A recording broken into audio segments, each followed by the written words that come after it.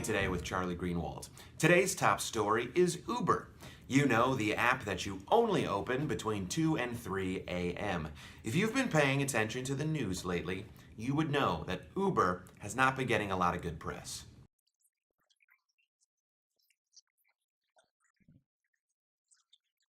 The CEO of ride-sharing company Uber is apologizing again, this time for his own actions. Now, with that new scandal for Uber, its CEO caught on camera arguing with one of its drivers over what the company charges riders.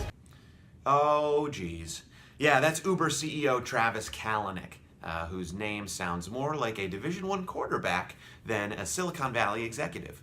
He was caught in a dashcam video obtained by Bloomberg News arguing with an Uber driver named Fauzi Kamel. Kamel is saying that Uber's new policies are costing him money. Kalanick was saying that that is absurd. But Kalanick also looked kind of like a huge douchebag.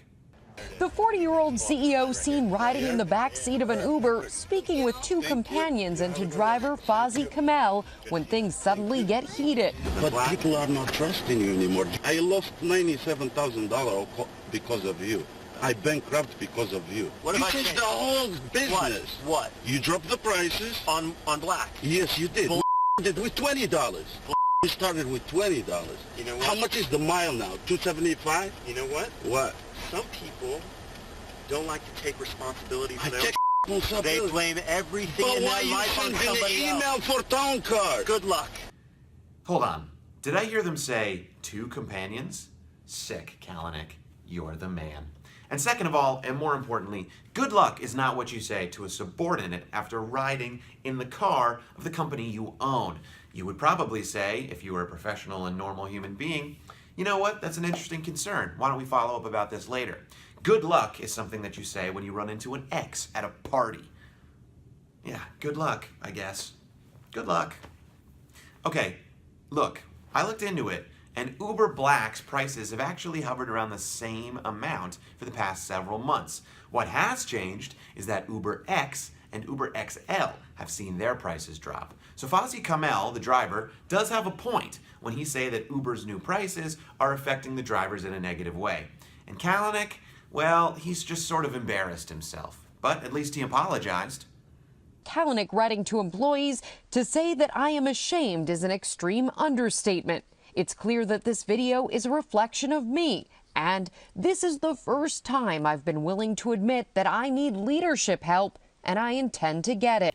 Oh, come on, man. It is not leadership help that you need. It's try not to be an egomaniac help.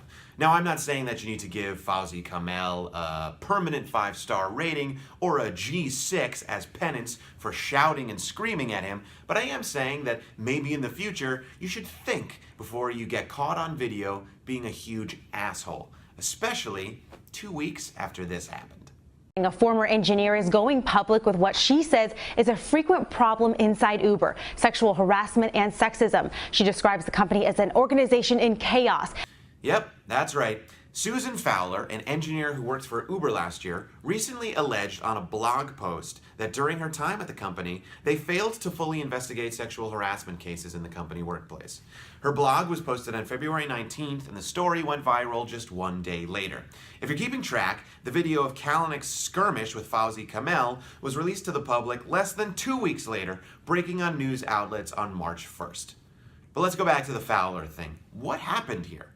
In a blog post on Sunday, Fowler wrote, "My new manager sent me a string of messages over company chat. It was clear he was trying to get me to have sex with him." Fowler says she immediately took screenshots of these chat messages and reported them to Uber Human Resources. But she claims upper management tried to sweep her complaint under the rug, calling her supervisor a high performer and saying they wouldn't feel comfortable punishing him because it was, quote, "this man's first offense," and probably just an innocent mistake on his part. Yet Fowler says other women engineers later told her they had the same problem with the same individual. This morning, Uber hiring former U.S. Attorney General Eric Holder to lead an urgent investigation into Fowler's claims. And today, Uber board member and media mogul Arianna Huffington is participating in a company-wide meeting at headquarters in San Francisco to meet with employees.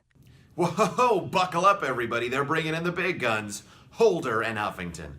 That actually sounds like a 70s cop show that I would probably watch. You know what? I appreciate that knee-jerk reaction, Uber, and it's very possible that one person is not indicative of the overall culture at Uber. But here is the problem.